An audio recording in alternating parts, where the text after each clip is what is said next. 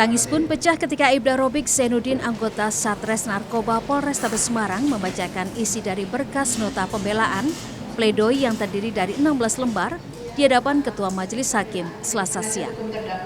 Ia menyebut dari kejadian yang menimpa dirinya, keluarganya mengalami tekanan sosial dan psikologis yang luar biasa. Robik mengatakan ada dampak psikologis yang dihadapi dua anaknya.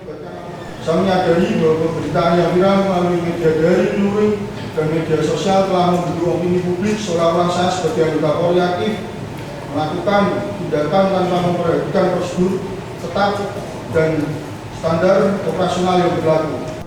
Penasihat hukum Robik Zainuddin meminta hakim untuk membebaskan terdakwa dari hukuman atas dakwaan melakukan pelanggaran prosedur hingga mengakibatkan seseorang meninggal dunia.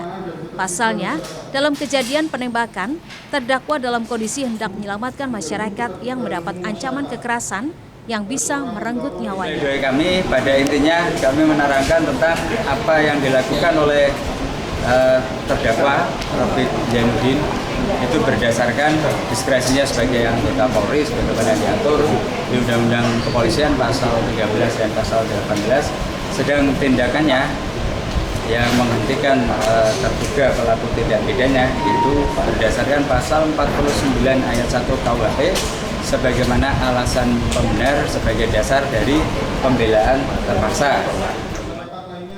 Menanggapi pembelaan dari kuasa hukum dan terdakwa, keluarga korban meminta hakim untuk berpegang pada fakta persidangan saat memutuskan perkara penembakan. Penembakan yang dilakukan dalam jarak 1,4 meter, tadi kan sudah ngomong 1,4 meter itu tidak menyebabkan kematian. Saya sampaikan tidak benar. Kenapa? Karena menurut dokter forensik yang membuka mayatnya, otopsi, itu ditemukan pelurunya itu ditembakkan dari jarak dekat mengenai panggul kanan tembus ke pembuluh darah besar panggul kiri. Pembuluh darah besar ketika sudah kena ya sudah, nggak mungkin akan lama. Kemarin kan nggak ngomong paling-paling 1 jam kan gitu dokternya. Lo kayak gitu kok masih nyalahkan dokternya, penanganannya tidak cepat. Bagaimana? Kalau pingin cepat mestinya setelah ditembak langsung digoncengkan. Sementara ayah korban mengaku keluarganya masih tidak terima dengan kematian Gama akibat ditembak oleh terdakwa. Kalau saya nggak setuju ya Mbak ya. Saya sudah membunuh anak saya. Dia menangis, mungkin masih bisa melihat anaknya. Sedangkan saya masih sampai sekarang pun masih sakit hati saya masih menangis sampai saat ini. Jadi kalau dia minta dibebaskan, saya tidak terima.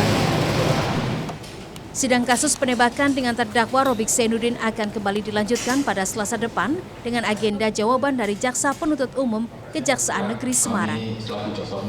Heri Widodo, Kompas TV, Semarang, Jawa Tengah.